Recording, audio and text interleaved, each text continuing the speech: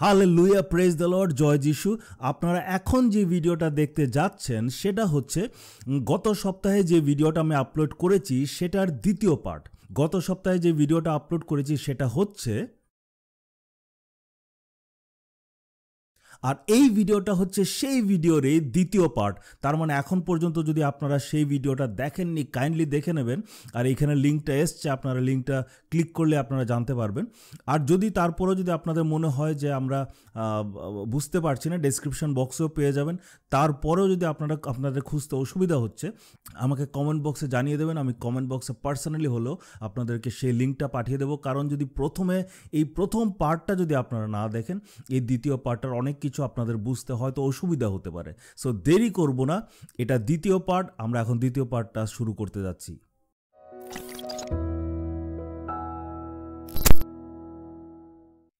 প্রথম কারণ কেন মানুষ পরচর্চা পরনিন্দা করে, এটা হচ্ছে যে অনেক সময় কিছু কিছু মানুষ নিজেকে খুব জ্ঞানী দেখানোর চেষ্টা করে, বড় দেখানোর চেষ্টা করে।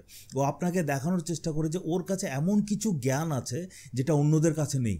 তো সে কি করবে? সে গুজব রটাবে, এর বিরুদ্ধে তার বিরুদ্ধে কথা বলবে। যেমন উদাহরণস্বরূপ আমি বলছি, একজন মানুষ একটা পাস্টরের কাছে গিয়ে বলল যে, পাস্টর বাবু জানেন, আমি নাম বলবো না, কিন্তু আপনারই খুব কাছের কিছু মানুষ রয়েছে কিন্তু মণ্ডলীর মধ্যে, যারা আপনাকে আপনার এই পাস্টরের পোস্ট থেকে সরানোর চেষ্টা করছে। এই জন্য আপনি একটু সাবধান থাকবেন, বুঝলেন? আমি নাম বলবো না, আমি খবরটা ক্লিয়ার স্পষ্ট আমি পেয়েছি, আমি আপনাকে ওয়ার্নিং দিতে চলে আসলাম। সে কি করলো? আপনার মনে এমন একটা ভাব ঢুকিয়ে দিয়ে গেল, এখন আপনি তাকে নিজের আপন ভেবে নিলেন। আপনার মনে হচ্ছে তাকে যদি সঙ্গে রাখি হয়তো আমি বুঝতে পারবো যে কে সেই শয়তান মানুষটা যে আমার বিরুদ্ধে ষড়যন্ত্র করছে। হয়তো কেউ কোনো ষড়যন্ত্র করছে না, আপনার বিরুদ্ধে কেউ কিছু প্ল্যান করছে না, সে ইচ্ছা করে আপনার মাথাতে এটা ঢুকিয়ে দিল। আর এখন আপনি নেক্সট সানডে যখন প্রচার করতে যাচ্ছেন, আপনি মণ্ডলীতে ঢুকে আপনার মন খুঁজছে কে এমন আছে যে আমার বিরুদ্ধে ষড়যন্ত্র করছে। আপনি প্রচার করছেন, প্রচার করতে করতে সবার দিকে তাকাচ্ছেন যে এই মানুষটা এভাবে বসে আছে, এই মনে হয় হতে পারে। দেখবেন আরেকজন প্রচারের সময় হয়তো এদিকে একটু তাকিয়েছে এভাবে, এ ঘুরে ঘুরে তাকাচ্ছে, মনে হয় এই হবে। বা হয়তো সার্ভিস শেষ হয়ে গেছে, 3 জন মানুষ একসাথে দাঁড়িয়ে কথা বলছে, আপনি ভাবছেন এরা একদম হঠাৎ চার্চ সার্ভিসের শেষে কেন দাঁড়িয়ে কথা বলছে। ফট করে আপনি গেলেন, যেতেই ওরা কথা বন্ধ করে আপনার সাথে হ্যালো পাস্টর কেমন আছেন বললো। এরা নিশ্চয় আমার ব্যাপারে কথা বলছিল, এই জন্যই আমি আসতেই এরা কথা বলা বন্ধ করে দিয়েছে। হয়তো 2 জন মানুষ বসে বসে হাসছে আর আপনার দিকে 1-2 বার তাকাচ্ছে, আমার দিকে তাকিয়ে হাসছে, তার মানে আমার বিরুদ্ধে এরাই মনে হতে পারে। তার মানে সে কি করলো? আপনার মনে ছোট্ট একটা বিষ ঢুকিয়ে দিয়ে চলে গেল। এখন আপনি আপনার চার্চের যারা অরিজিনাল ভালো মেম্বার তাদের উপর আপনি সন্দেহ স্টার্ট করে দিয়েছেন। আর যে শয়তান, যে লুসিফার, যে পরচর্চা পরনিন্দা করে গুজব আপনার মাথায় ঢুকিয়ে দিয়ে গেল, তাকে আপনি আপন বলে ভাবছেন। রেজাল্ট কি? চার্চ ধ্বংস, আপনার আত্মিক জীবন ধ্বংস। এইভাবে কি করে নিজেকে বড় দেখানোর জন্য, যে আমার কাছে এমন কিছু তত্ত্ব আছে যেটা অন্য কারোর কাছে নেই, আমি জানি যেটা কেউ জানার, নিজেকে একটু বড় দেখালো, এই কথাটা বলে একটা মিথ্যে গুজব রটিয়ে। আর দ্বিতীয় কারণ হলো কেন মানুষ পরচর্চা পরনিন্দা করে, সেটা হচ্ছে অনেক সময় বসকে খুশি করতে গিয়ে, বসের চোখে বড় হতে গিয়ে, বা নিজের ব্যবসাতে নিজের প্রতিদ্বন্দ্বীকে হারানোর জন্য, বা কোম্পানিতে প্রমোশন পাওয়ার জন্য, বা ইভেন মণ্ডলীতে একটা পজিশন পাওয়ার জন্য, আমার যে অপোজিশনে আছে, যে আমাকে হারাতে পারে বা যে আমার উপরের পোস্টে আছে, আমি চাইছি তাকে টপকে যাব, এর ব্যাপারে নেগেটিভ কথা গিয়ে বসকে বলা। ব্যবসা করতে গেছি, হয়তো 2 জন মানুষ আছে যারা টেন্ডার দিয়েছে, কাজের জন্য অ্যাপ্লাই করেছে, কন্ট্রাক্ট দিয়েছে। এখন আপনি জানেন যে এ পাওয়ার চান্সেস বেশি আছে, আপনি গিয়ে বললেন এ তো মদ খায়, এই মদ খেয়ে পড়ে থাকে, একদম দায়িত্বহীন মানুষ, এই কি মানে কাজ করবে, এর থেকে ভালো আমাকে দিয়ে দিন।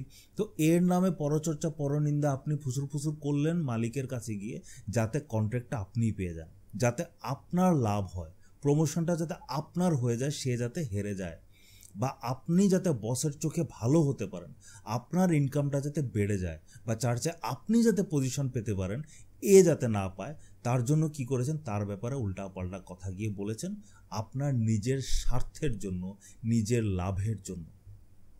আবার অনেক সময় আমরা নিজেকে বেশি ভালো দেখাতে গিয়ে অন্যর খারাপটা পয়েন্ট আউট করা শুরু করে দিই। ও একদম অলস, কাজকর্ম তার একদম ইয়ে নেই। আমি আবার কিন্তু এইসব কাজের দিকে কিন্তু ঠিক আছে, সিরিয়াসলি কাজ যদি একটা দায়িত্ব নিয়ে আমি কিন্তু পারফেক্টলি করি। চার্চের টাইমে দেখো, তুমি কিন্তু সবসময় দেখেছো চার্চে কিন্তু আমি টাইমলি আসি, আর একে দেখো, এ তো চার্চে প্রেয়ার করে প্রচার করছে, কত কিছু করছে, এ টাইমলি আসে কোনো দিন? এ তো জানি তো এ বাইরে তো, ভেতরে তো খুব ভালো, বাইরে তো খুব ভালো দেখাচ্ছে, ভেতরে আমি জানি ও বাড়িতে গিয়ে এইসব কাজ করে, ও সাইডে এইসব কাজ করে। আমি দেখুন, আমি হয়তো তাদের মতো এত কিছু বাইরে চার্চে দেখাই না, কিন্তু এইসব 2 নম্বরই কিন্তু আমার মধ্যে নেই। তো নিজেকে বেশি ভালো প্রজেক্ট করতে গিয়ে আরেকজনকে নিচু করে দেওয়া, এটা আর একটা কারণ হচ্ছে কেন আমরা পরচর্চা পরনিন্দা করি। আরেকটা কারণ হতে পারে হিংসা। হিংসার জন্য মানুষ কিন্তু পরচর্চা পরনিন্দা করে। কোনো একজন ব্যক্তি আছে যে খুব ফেমাস, যাকে সবাই পছন্দ করে, সবাই শুধু এই মানুষটার কথা বলে, ঠিক আছে, এর মানুষটা কোনো কিছু লাগলে তার কাছে যায়, তাকে প্রশংসা করে, তার নাম উপরে উঠে যাচ্ছে, আপনার এটা হচ্ছে না, তো যার জন্য হিংসায় আপনি কি করছেন, তার ব্যাপারে গিয়ে নেগেটিভ এদিক ওদিক কথা বলা শুরু করে দিয়েছেন। হয়তো আপনার খুব কাছের একজন মানুষ আপনার থেকে বেশি ধনবান, আপনার থেকে বেশি সাকসেসফুল লাইফে, আপনার হিংসাতে জ্বালাপোড়া হচ্ছে, আপনি তার ব্যাপারে গিয়ে বলছেন, ও টাকা থাকলে কি হলো, আসলে তো মানুষটা এমন, এ সাকসেসফুল হয়েছে, চাকরি, একটা বড় চাকরি পেয়েছে, কিভাবে পেয়েছে তো ভাই আমি জানি, টাকা পয়সা দিয়ে পেয়েছে, এমনি তো হয়নি। তো এইসব ধরনের নেগেটিভ কথাবার্তা বলছেন কেন? হিংসা।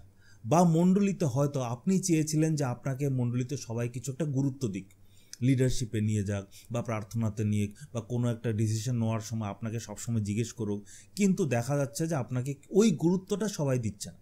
আপনি হিংসায় এর বিরুদ্ধে তার বিরুদ্ধে ফুসুর ফুসুর ফুসুর ফুসুর করছেন। অ্যাকচুয়াল কারণ হচ্ছে আপনাকে কেউ পাত্তা দিচ্ছে না, আপনার এটা জ্বালাপোড়া হচ্ছে, আপনার হিংসা হচ্ছে।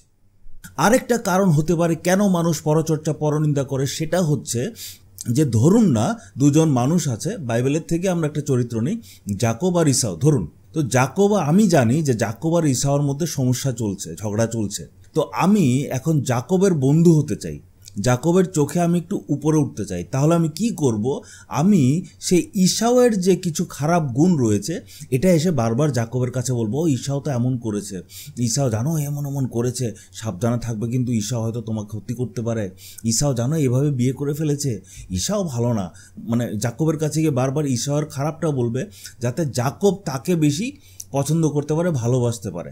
কারণ একটা কথা আছে না হিন্দিতে, দুশ্মন কা দুশ্মন দোস্ত হতা হ্যায়। তো যেহেতু আমি জানি যে আপনি ওই মানুষটাকে পছন্দ করেন না, তাহলে আপনার চোখে ভালো হতে গেলে আমি জানি ওর খারাপ বললে আপনি তো খুশি হবেন। তো এই করতে গিয়ে আইদার আমি গুজব রটাই, মানে মিথ্যা কথা বলি, বা সত্যি ঘটনাই কিন্তু ফুসুর ফুসুর ফুসুর ফুসুর করে আপনার মনটা আরও বিষাক্ত করি, যাতে আপনি আমাকে ভালোবাসতে পারেন। আবার কিছু কিছু ক্ষেত্রে দেখা যায় যে এই যে পরচর্চা পরনিন্দাটা খুব প্ল্যানিং করে করা হয়। কি উদ্দেশ্যটা হচ্ছে মণ্ডলীটাকে ভেঙে দেওয়ার। উদ্দেশ্যটাই তার এইটাই যে আমি ইচ্ছা করে গিয়ে খুচুর খুচুর করব, এর বিরুদ্ধে তাকে এইভাবে করব যাতে মণ্ডলীটা ভেঙে যায়। এটা কারা করে? এটা তারাই করে যারা নিজে লিডারশিপে আসতে চায়, যারা মণ্ডলীটাকে ভেঙে তারা একটা গ্রুপকে নিয়ে নেবে, তারা তাদের মিনিস্ট্রি সেট আপ করবে। অনেক সময় দেখা যায় আজকাল যে সাউথ ইন্ডিয়ার থেকে কোনো একজন মানুষ আসলো, বা হয়তো এখানে তাদের একটা মিনিস্ট্রি আছে সাউথ ইন্ডিয়ায়, এখানে বাংলায় হয়তো ওয়েস্ট বেঙ্গলে বা বাংলাদেশে বা ত্রিপুরায় বা আসাম যেখানে হোক, এখানে কি করলো, একটা মানুষকে রেখে দিল, এখানে তুমি ব্রাঞ্চটা চালাও। তো এ কি করবে, এ কিন্তু অবিশ্বাসীদের কাছে গিয়ে তাদের কাছে সুসমাচার প্রচার করবে না, এর মধ্যে ওই দম নেই, ওই সাহস নেই। ও কি করবে, কোনো একটা চার্চের ভেতরে ঢুকে এই পরচর্চা পরনিন্দা করে চার্চটাকে ভাগ করে, এই চার্চ থেকে 2 জন, ওই চার্চ থেকে 3 জন, ওই চার্চ থেকে 4 জন, এমন করে জড়ো করে ও আমার মিনিস্ট্রি হয়ে গেছে, মিনিস্ট্রি শুরু করে দিয়েছে। এটাকে বলা হয় মেস চুরি করা। আজকালকার বেশিরভাগ মিনিস্ট্রি কাজ এই মেস চুরি করে হচ্ছে। বিদেশ থেকে টাকা আসছে, সাউথ ইন্ডিয়া থেকে টাকা আসছে, বা অন্য কোনো দিল্লির থেকে টাকা আসছে, মিনিস্ট্রিগুলির থেকে টাকা আসছে, এসে তাদেরকে বলেছে তোমরা এই লিডার হও, তোমরা এটা করো, তোমরা প্রচার করো, তোমরা মিনিস্ট্রি চালাও। আর এরা কি করছে, এখান থেকে 2টো, এখান থেকে 3টে, ওখান থেকে 4টে নিয়ে করছে। তারা লোভ দেখায়, ইভ্যাঞ্জেলিস্টদেরকে লোভ দেখাবে যে ওই চার্চে তুমি কাজ করছো, কত টাকা দিচ্ছে, আমার সঙ্গে কাজ করো, আমি বেশি করে টাকা দেবো। বা আপনাকে ডেকে বলছে, আচ্ছা আপনার চার্চে তো আপনি অনেক বছর ধরে যাচ্ছেন, প্রচার করেন তো? না, আমাকে তো প্রচার করতে এখন দেয়নি। প্রচার করতে দেয়নি কেন? আপনি তো এত চার্চের পুরোনো মেম্বার, কেন প্রচার করতে দেবে না? আমরা তো খ্রিস্টীয় বিশেষ সব এক, আমাদের চার্চে তো আমরা সবাইকে প্রচার করতে দিই। একটা কাজ করুন, আপনি আমাদের চার্চে চলে আসুন, আপনাকে আমি ওই গ্রুপটার লিডার বানিয়ে দেবো, আপনাকে প্রত্যেক মঙ্গলবার একটা আমাদের স্পেশাল মিটিং হয়, ওখানে আপনি প্রচার করবেন। তো আপনিও লোভে আরে আমাকে প্রচার করতে দেবে, আমি ইভ্যাঞ্জেলিস্ট, আমাকে টাকা বেশি দেবে, ফুস করে চলে গেলেন। তো এরা হচ্ছে এমন ব্যক্তি যারা ইচ্ছা করে পরচর্চা পরনিন্দা করে যাতে মণ্ডলীটা ভাগ হয়ে যাতে এরা এটার উপরে বসে রাজত্ব করতে পারে। এই সব মানুষের থেকেও সাবধান থাকা উচিত। এটাও একটা কারণ কেন মানুষ পরচর্চা পরনিন্দা করে। আরেকটা কারণ কেন মানুষ পরচর্চা পরনিন্দা করে হচ্ছে যে যেই মানুষটার নিন্দা সে করছে আসলে পার্সোনাল লাইফে তার এর সঙ্গে কোনো একটা সমস্যা রয়েছে। আইদার কোনো একটা কথা নিয়ে কথা কাটাকাটি হয়েছিল কোনো একটা সময়, বা হয়তো টাকা নিয়েছে এখনও ফেরত দেয়নি, বা হয়তো কোনো না কোনো একটা প্রবলেম হয়েছে তাদের মধ্যে। এখন সে রাগ উঠে রয়েছে, ভেতরে বিষ জমে আছে, সে এর কথা গিয়ে সবাইকে গিয়ে ফুসুর করছে।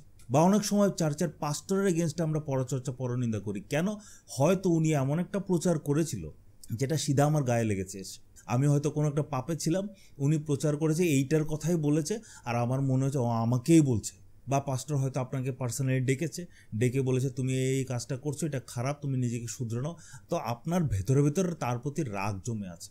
এখন সে যাই প্রচার করুক আপনার এটা ভালো লাগছে না, আপনি বাড়িতে গিয়ে নিজের স্ত্রীর কাছে, নিজের স্বামীর কাছে কী প্রচার করে, এত জোরে জোরে চিৎকার দিয়ে প্রচার করে, মিনমিন করে প্রচার করে, কি প্রচার করলো, এই বাইবেল ভার্সটা কি এইভাবে প্রচার করে, এভাবে করলে ভালো হতো, ওইভাবে করলে ভালো হতো, কি যে প্রচারক, কিভাবে পাস্টর হয়ে গেল, কিভাবে লিডার হয়ে গেল, এই ধরনের কথাবার্তা শুরু হয়ে যায়। আসল কারণ কি? আসল কারণ হচ্ছে তার সাথে আপনার পার্সোনাল কোনো প্রবলেম চলছে।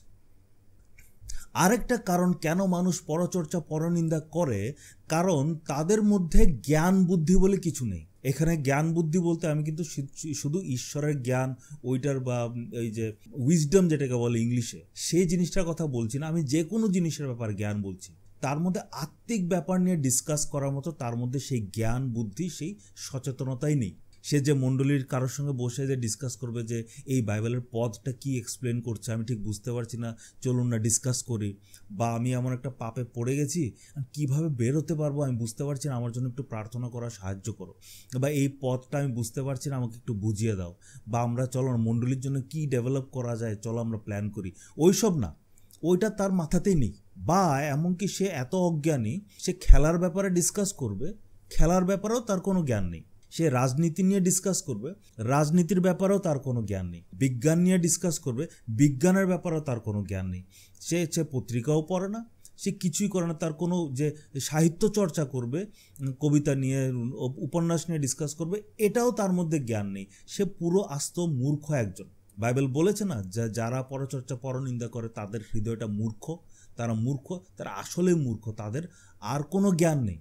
যেহেতু তাদের অন্য কোনো জ্ঞানই নেই, তাহলে তারা বসে ডিসকাসটা করবে কি? 1 ঘন্টা 1.5 ঘন্টা বসে গল্প যে করবে, কি করবে? এর কথা তার, এর কথা সে প্রচুর তার কথা, এই এমন করেছে, ও এমন করেছে, এই করেছে, এটা আসলে জানো, এটা বিয়ে করেছে, তো আসলে বিয়ে করেছে কিন্তু ওইখানে আরেকটা তার স্ত্রী আছে, এটা পালিয়ে গেছে। এই সব কথাই তাদের মধ্যে হবে, কারণ তাদের অন্য কোনো জ্ঞান নেই। তারা কি কথা বলবে প্রচুর ছাড়া? আর লাস্ট কারণ মানুষ কেন পরচর্চা পরনিন্দা করে সেটা হচ্ছে কিছু মানুষের চরিত্রটা এমন, তারা এটা করলেই তাদের মজা লাগে। যতক্ষণ না এই পরচর্চা করছে তাদের পেটে হজম হচ্ছে না। আমি অনেক আগে ছোট থাকতে ছোট একটা ভিডিও দেখেছিলাম, যেখানে একটা মানে যে নাপিত রাজার চুল কাটতে গিয়ে, এক্স্যাক্টলি আমার স্টোরিটা ভুলে গেছি, রাজার কোনো একটা সিক্রেট জেনে ফেলেছিল। তো রাজা তাকে বলেছে, এই সিক্রেটটা শুধু তোর কাছে যাতে থাকে, যদি শুনি অন্য কাউকে বলেছ গলা একদম কেটে দেবো। তো নাপিত বলে, না মহারাজ, আমি কাউকে বলবো না, বলে সে বেরিয়ে গেছে। বেরিয়ে গিয়ে তার পেটের মধ্যে তো খুব বচর করছে, যারে এই সিক্রেটটা তো আমার কাউকে বলতেই হবে, যাকে মানুষকে দেখছে রাস্তায়, তাকে বলবো কি? না বললে তো মহারাজ গলা কেটে দেবে, একে বলবো কি? গলা কেটে দেবে। বাড়িতে গিয়ে স্ত্রী বলেছে, এই রাজার বাড়িতে গেছো, কি হয়েছে? সে মুখ দিয়ে বলবে কিন্তু আটকে দিয়েছে, না যদি গলা কেটে দেয়। আর এটা করতে করতে তার পেটটা ফুলে একদম ফুলতে এই বড় হয়ে গেছে। তখন সে কি করবে? সে ফট করে বাড়ি থেকে দৌড়ে বেরিয়ে গেছে, গিয়ে এই একদম ভেতরে ঘন জঙ্গলে গেছে।